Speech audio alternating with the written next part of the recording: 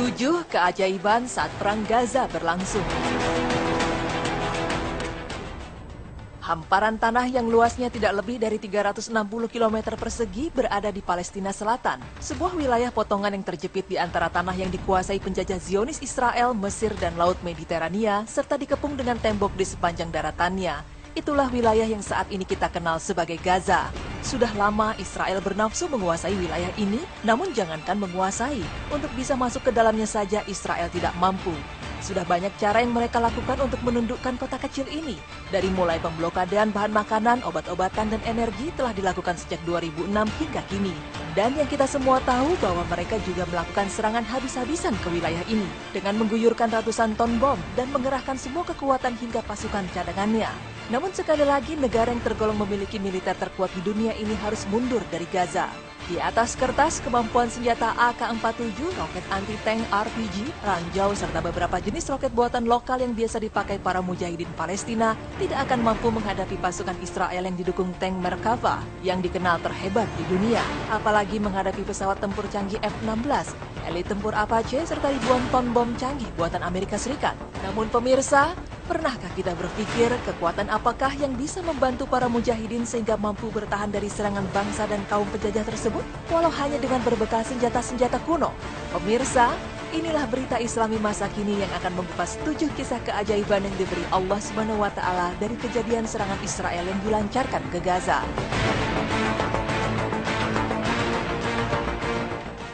Keajaiban pertama adalah adanya pasukan berseragam putih di Gaza yang hanya bisa dilihat oleh tentara Israel sedang tidak bisa dilihat oleh orang Palestina. Cerita ini disampaikan penduduk Palestina di situs milik Brigade Izzuddin Al-Qassam, Multaka Al-Qassami, yang menyebutkan adanya pasukan lain yang tidak dikenal.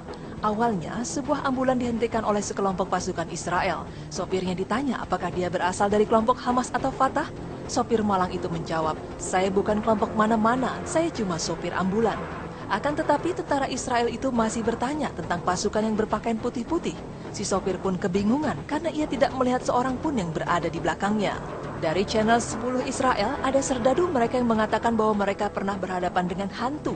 Pasukan yang dianggap hantu itu tidak diketahui dari mana asalnya, kapan munculnya, dan kemana menghilangnya. Seorang tentara Israel lainnya mengatakan, "Kami berhadapan dengan pasukan berbaju putih-putih dengan jenggot panjang. Kami tembak dengan senjata, akan tetapi mereka tidak mati." Keajaiban kedua adalah adanya suara tak bersumber yang memberi kekuatan kepada mujahidin. Disebutkan oleh Khatib Masjid Izzuddin Al-Qassam di wilayah Nashirat Gaza yang telah ditayangkan oleh TV channel Al-Quds yang juga ditulis oleh Dr. Abu Rahman Al-Jamal di situs Al-Qassam dengan judul Ayat Ar-Rahman fi Jihad Al-Furqan.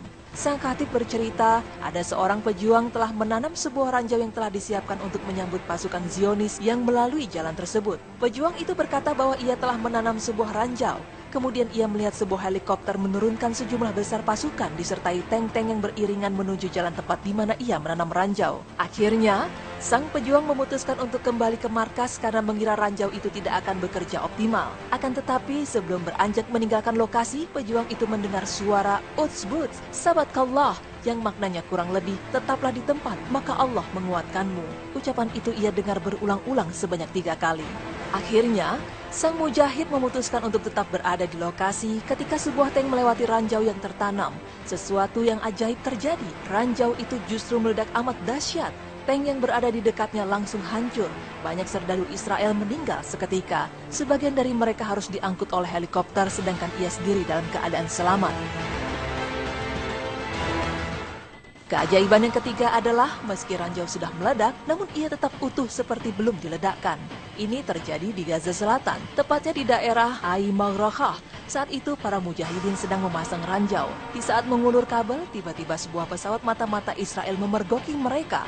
Bom pun langsung jatuh ke lokasi itu. Untunglah para mujahidin selamat. Namun kabel penghubung ranjau dan pemicu yang tadi hendak disambung menjadi terputus. Tidak ada kesempatan lagi untuk menyambungnya karena pesawat masih berputar-putar di atas. Tak lama kemudian, beberapa tank Israel mendekati lokasi di mana ranjau-ranjau tersebut ditanam. Tak sekedar lewat, tank-tank itu malah berhenti tepat di atas peledak yang sudah tak berfungsi itu. Apa daya, kaum mujahidin tak bisa berbuat apa-apa. Kabel ranjau jelas tak mungkin disambung, sementara tank-tank Israel telah berkumpul persis di atas ranjau. Mereka merasa amat sedih, bahkan ada yang menangis ketika melihat pemandangan itu. Sebagian yang lain berdoa, Allahumma kama lam tumakkina minhum, Allahumma la tumakkin lahum. Yang maknanya, ya Allah, sebagaimana Engkau tidak memberikan kesempatan kami menghadapi mereka, jadikanlah mereka juga tidak memiliki kesempatan serupa. Kemudian ketika fajar tiba, terjadilah keajaiban. Terdengar ledakan dahsyat persis di lokasi penanaman ranjau yang tadinya tak berfungsi. Para mujahidin segera melihat lokasi ledakan. Sungguh aneh, ternyata seluruh ranjau yang telah mereka tanam itu masih utuh. Lalu dari manakah datangnya ledakan tersebut?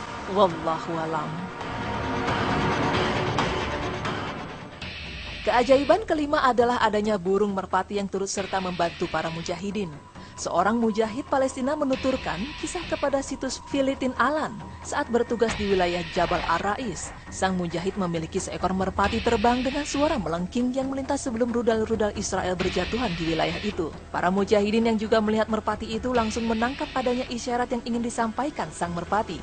Begitu merpati itu melintas, para mujahidin langsung berlindung di tempat persembunyian mereka. Ternyata dugaan mereka benar. Selang beberapa saat kemudian, bom-bom Israel datang menghujan. Syukurlah para mujahidin itu pun selamat. Keajaiban yang kelima adalah adanya kabut yang juga membantu para mujahidin.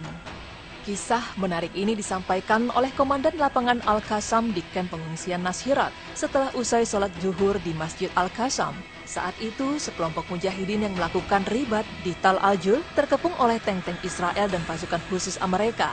Dari atas, pesawat mata-mata terus mengawasi. Di saat itu, posisi para mujahidin terjepit. Kabut tebal tiba-tiba turun di malam itu. Kabut itu telah menutupi pandangan mata tentara Israel dan membantu pasukan mujahidin keluar dari kepungan. Kasus serupa diceritakan oleh Abu Ubaidah, salah satu pemimpin lapangan Al-Qassam.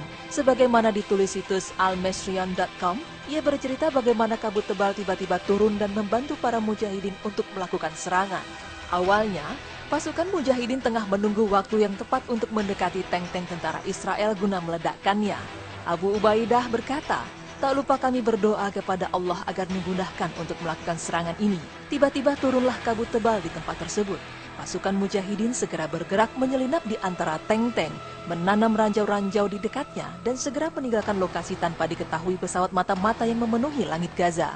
5 tentara Israel tewas di tempat, dan puluhan lainnya luka-luka setelah ranjau-ranjau itu meledak. Keajaiban yang keenam adalah selamatnya nyawa seorang pemuda karena Al-Quran. Cerita ini bermula ketika salah seorang pejuang yang menderita luka memasuki rumah sakit Ashifa. Seorang dokter yang memeriksanya kaget ketika mengetahui ada sepotong proyektil peluru bersarang di saku pejuang tersebut. Yang membuat ia sangat kaget adalah timah panas itu gagal menembus jantung sang pejuang karena terhalang oleh sebuah buku doa dan mushaf Al-Quran yang selalu berada di saku sang pejuang. Buku kumpulan doa itu berlobang, namun hanya pada sampulnya saja yang rusak. Kisah ini disaksikan sendiri oleh Dr. Hisam Az-Zaghah dan diceritakannya saat Festival Ikatan Dokter Yordan. Dr. Hisam juga memperlihatkan bukti berupa sebuah proyektil peluru, mushaf Al-Quran, serta buku kumpulan doa-doa berjudul Hisnul Muslim yang menahan peluru tersebut. Subhanallah. Keajaiban yang ketujuh adalah terbunuh 1.000 jiwa, lahir 3.000 jiwa. Seperti ungkapan hilang 1 tumbuh 1.000. Sepertinya ungkapan ini cocok disematkan kepada penduduk Gaza. Kesedihan rakyat Gaza atas hilangnya nyawa 1.412 putra-putrinya terobati dengan lahirnya 3.700 bayi selama 22 hari gempuran Israel terhadap kota kecil ini. Hamam Nisam, Direktur Dinas Hubungan Sosial dalam Kementerian Kesehatan Pemerintahan Gaza menyatakan bahwa dalam 22 hari, 3.700 bayi lahir di Gaza. Ia mengungkapkan mereka lahir antara tanggal 27 Desember 2008 hingga 17 Januari 2009. Ketika Israel melakukan serangan yang menyebabkan meninggalnya 1.412 rakyat Gaza yang mayoritas wanita dan anak-anak. Bulan Januari 2009 tercatat sebagai angka kelahiran tertinggi dibanding bulan-bulan sebelumnya. Setiap tahun 50.000 kasus kelahiran tercatat di Gaza. Dan dalam 1 bulan tercatat 3.000 hingga 4.000 kelahiran. Akan tetapi di masa serangan Israel 22 hari telah tercatat 3.700 kelahiran. Dan pada sisa bulan Januari tercatat 1.300 kelahiran. Berarti dalam bulan Januari terjadi peningkatan kelahiran hingga 1.000 kasus. Rasio antara kematian dan kelahiran di Gaza memang tidak sama. Angka kelahiran mencapai 50.000 tiap tahun, sedang kematian mencapai 5.000.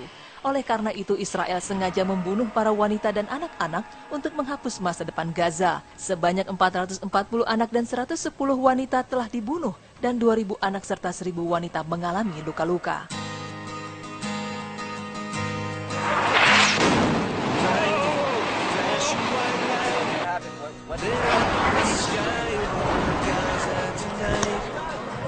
It wasn't Israeli. People running for cover, not knowing whether they're dead or